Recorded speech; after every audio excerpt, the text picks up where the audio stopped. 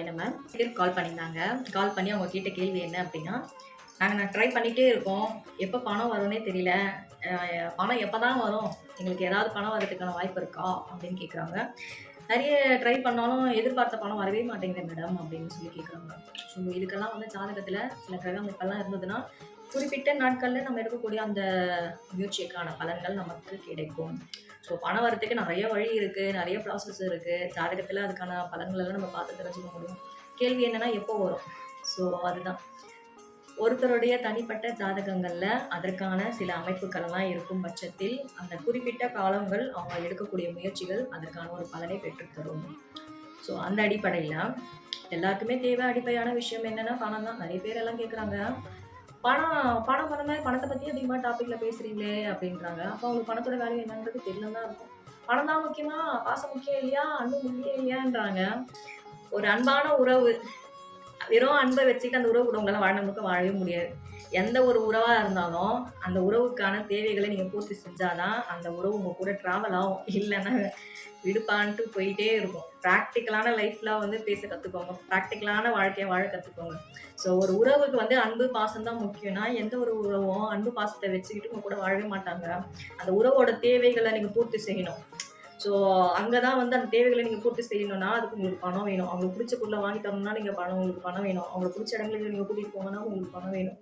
So அவங்கள வந்து நீங்கள் நல்லா கேரிங்காக வந்து பார்த்துக்கணுன்னா பணம் வேணும். அவங்களுக்கு மெடிக்கல் எக்ஸ்பென்ஸ் எதுனா ஒரு டைமில் வருதுன்னா அதுக்கு செலவு பண்ணுறதுக்கு உங்கள்கிட்ட பணம் வேணும். ஸோ எல்லாத்துக்குமே வந்து பணம் வந்து அடிப்படை. பணம் இல்லைன்னா உங்களால் எந்த ஒரு உறவையும் காப்பாற்றிக்கவே முடியாதுங்க. ஸோ ஒருத்தவங்களுடைய கர்மா வந்து எங்கே ஸ்டார்ட் ஆகுதுன்னா பணத்து மூலமாக தான் ஸ்டார்ட் ஆகுது.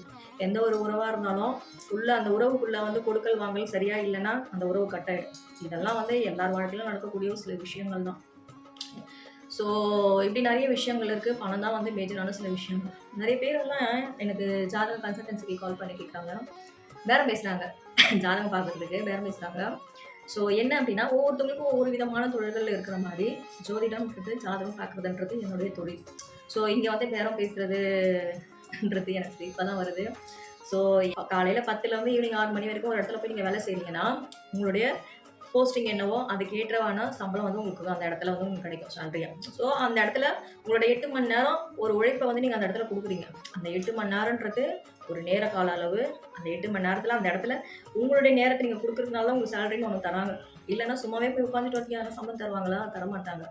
எல்லா தொழிலையும் இதுதான், எல்லா வேலையிலையும் இதுதான். நாம் வந்து நம்மளுடைய நேரத்தை நம்ம எந்த அளவுக்கு அந்த இடத்துல வந்து கொடுக்குறோமோ அது நமக்கு வந்து வருமானமாக வந்து நமக்கு வருது. ஸோ இதுதான் வந்து அடிப்படை. இதில் ஜோதிடர்கள் மட்டும் ஏன் நீங்கள் ஃப்ரீயாக எதிர்பார்க்குறீங்கன்னு தெரியல. இப்போ உங்களோட ஜாதகத்தை பாகங்களெல்லாம் பார்க்கணுன்னா என்னுடைய நேரத்தையும் நான் அதில் கொடுக்கணும். ஸோ நேரத்தெல்லாம் வந்து சரியான முறையில் பயன்படுத்தினாதான் அது நமக்கும் ஆதாயம், அடுத்தவங்களுக்கும் அது ஆதாயம். ஸோ அப்படி இருக்கும் பொழுது எல்லாருமே இலவசம்னா இலவசத்தினால தான் கர்மவினையே தொடருதுன்றத ஒரு பெரிய செக்மெண்ட் அது. அதை பற்றி நான் அடுத்த இதில் சொல்கிறேன் உங்களுக்கு. ஸோ ரொம்ப சிம்பிளுங்க. ஒரு பொருளை நீங்கள் ஒருத்தவங்க கிட்டே நீங்கள் ஃப்ரீயாக வாங்கிட்டீங்கன்னா அதுக்கு வேல்யூ இருக்காது. ஒன்று. இன்னொன்று வந்து அப்படியே உங்களுக்கு அது ஃப்ரீயாக கிடச்சாலும் கொடுத்தவங்க என்ன சொல்லுவாங்கன்னா அந்த டைமுக்கு கொடுத்துருவாங்க.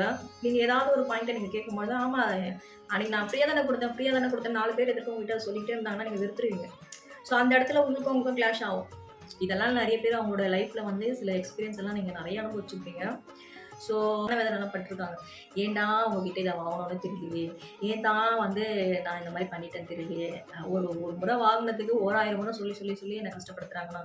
ஏன்னா மனிதர்களோட எண்ணங்கள் வந்து ஒரே மாதிரி எப்பமா இருக்குன்னா இருக்காது. ஸோ எந்த ஒரு பொருளுக்கும் வந்து ஒரு வேல்யூ இருக்கணும் அப்படின்னா அதுக்கான மன திருப்தியோடு நீங்கள் வாங்குறீங்க அப்படின்னும் பொழுது அதுக்கான தொகையை கொடுத்துட்டு நீங்கள் வாங்குறது தான் அது உங்களுக்கும் நல்லது, கொடுக்குறவங்களுக்கும் அது நல்லது. ஸோ அந்த மாதிரி தான் எல்லா துறையிலையும் இருக்கிற மாதிரி ஜோதிடத்தில் தான். தனிநபருக்கெல்லாம் ஜாதகம் பார்க்கணுன்னா அதுக்கான கன்சல்டன்சி என்னவோ அதை நீங்கள் கொடுத்துட்டு உங்களுக்கான ஜாதக பலனை வந்து நீங்கள் தெரிஞ்சுக்கலாம். ஸோ இது பண வரவு எப்போ வரும் அப்படின்ற ஒரு செக்மெண்ட் தான். ஸோ இந்த பண வரவு வரும் அப்படின்னு நம்ம சொல்லிட்டோம். ஒருத்தருடைய ஜென்ம ஜாதகங்களில் உங்கள் லக்னத்துக்கு 1, 4, 7, 10 இந்த இடங்கள்ல கிரகங்கள் இருக்கான்னு மெயினாக பார்க்கணும். அதில் லக்னத்திலே புதன் குரு இருக்கிறது, லக்னத்துக்கு 4ல் சுக்கிரன் சந்திரன் இருக்கிறது, லக்னத்துக்கு 7ல் சனி இருக்கிறது, லக்னத்துக்கு 10ல் செவ்வாய் சூரியன் இருக்கிறது. இது எல்லாமே திக்பலம். ஸோ இந்த திக்பலத்தில் வலுவாக இருக்கக்கூடிய கிரகங்கள் பாருங்கள். இதில் எந்தெந்த இடத்துல எல்லாம் இந்த கிரகங்கள் எல்லாம் இருந்ததுன்னா அந்த கிரகம் வந்து திக்பலம் அடைஞ்சிருக்குன்னு ஒரு அர்த்தம்.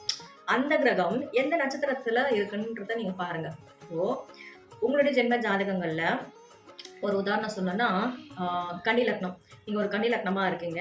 உங்க லக்னத்துக்கு 4ல சுக்கிரன் வந்து திக்பலமா இருக்கு. எதுல? பூரடத்துல. உதாரணத்துக்கு நான் சொல்றது. ஸோ லக்னத்துக்கு 4ல பூரடம் வந்து பூரட நட்சத்திரத்துல சுக்கிரன் வந்து திக்பலமா இருக்குங்கும்போது, நடப்புல கரண்ட்ல பூராடம், பரணி, பூரம் இந்த 3 நட்சத்திரத்துல ஏதாவது ஒரு கிரகம் டிராவல் ஆகுது கரண்ட்ல அப்படிங்கும்போது, அந்த டைம்ல உங்களுக்கு ஒரு பணவரவு உண்டாகும். இதெல்லாம் உங்க ஜாதகங்களை எடுத்து நீங்களே செக் பண்ணுங்க. உங்களுக்கு இது எப்பெல்லாம் வந்து காசு வருது அப்படின்றதுக்கு, பணம் வரத்துக்கு ஏகப்பட்ட ரூல்ஸ் இருக்கு ஜாதகத்துல. அதுல இதுவும் ஒண்ணு. ஆனா இது வந்து கொஞ்சம் மேஜரா செயல்படக்கூடிய ஒரு சில அமைப்பா இருக்கும். இதுல வந்து அந்த சுக்கிரன் வந்து இப்போ கூடத்துல இருக்குன்னு சொல்லியிருக்கோம். அப்படின்னும்போது சுக்கிரன் தன்னோட சொந்த சாரத்திலே இருக்கணுன்றது அர்த்தம். ஸோ அதோட சுக்கிரோட தசா புத்தி அந்த காலமாக இருந்தாலும் சரி, சுக்கிரன்ல இல்லாம உத்திரடத்துல இருக்கு அப்படிங்கும்போது, இப்போ உத்திராடம், கிருத்திகை, உத்திரம் இந்த நட்சத்திரத்தோட அந்த தசாபுத்தி அந்தர் நடந்தாலும் உங்களுக்கு அதுக்கான, அதாவது சூரியனுடைய தசாபுத்தி அந்தர் நடந்தாலும் அந்த டைம்ல உங்களுக்கு பணம் வரும். ஸோ இப்படி நிறைய வழிகள் எல்லாம் இருக்கு. அது வந்து அதோட தசாபுத்தி வந்து கொஞ்சம் நல்ல அமைப்புல இருந்து, கிரகங்களும் வந்து கொஞ்சம் நல்ல ஒரு வளத்துல இருந்ததுன்னா உங்களுக்கு சாலிடா வந்து என்ன அப்படின்னா, பணம் வரப்போகுதுன்னு ஒரு யோக அமைப்பு இருந்ததுன்னா, சில உறவுகள் உங்களை விட்டு வெளியேறும். அந்த நேரங்கள் உங்களோட உழைப்பா நீங்க அதிகமா குடுக்குற மாதிரியான சூழ்நிலைகள் உண்டாகும். நெறைய வேலை செஞ்சா தானே பணம் வரும். அந்த வேலை அதிகமா நீங்க செய்யும்பொழுது, அந்த இடத்துல அந்த உறவு வந்து பாதிக்கப்படும். இதுதான் டிஃபால்ட்டான ஒரு உண்மையே ஜாதகங்கள்ல. மேலோட்டமா வந்து பார்க்கும்பொழுது யோகமா தான் நமக்கு தெரியும். ஆனா ஆழோட்டமா பார்க்கும்பொழுது அங்க இருக்கக்கூடிய சில மைனஸான விஷயங்களும் நமக்கு தெரியும். ஸோ ஒரு இடத்துல வந்து இப்போ பேசிக்கா வந்து சந்திரன், சுக்கிரன் எல்லாம் லக்னத்துக்கு 4ல இருந்தது அப்படின்னாலே உறவு பாதிச்சிரும். ஸோ அம்மா உறவு செட் ஆகுறது கஷ்டமா இருக்கும். ஆனா எஃபெக்ட் போட்டு அந்த டைம்லலாம் உழைக்கும்போது, ஹார்ட் ஒர்க் பண்ணும்போது இன்கம் சோர்ஸ் எல்லாம் கொஞ்சம் வரும். இதெல்லாம் நெறைய இருக்கு ஜாதகங்கள்ல. அந்த டீப்பா வந்து நம்ம அனலைஸ் பார்த்து தெரிந்து கொள்ள வேண்டிய ஒரு சில விஷயமா தான் இருக்கும். ஸோ இது போல சில விஷயங்கள் எல்லாம் ஜாதகத்துல நெறைய உண்டுங்க. உங்களோட ஜென்ம ஜாதகங்கள்லயும் எந்த காலகட்டங்கள்ல உங்களுக்கு பணம் வருதுன்னு நீங்க தெரிஞ்சுக்கலாம்னா, ஸோ என்னோட வாட்ஸ்அப் நம்பர் டிஸ்பிளேல இருக்கு. ஸோ ஜோதிட ஆலோசனைக்கு கன்சல்டன்சி பேஸ்ல நீங்க என்ன தொடர்பு கொள்ளலாம். நன்றி, வணக்கம், வாழ்க நலம், ஓம் சிவாய நமः.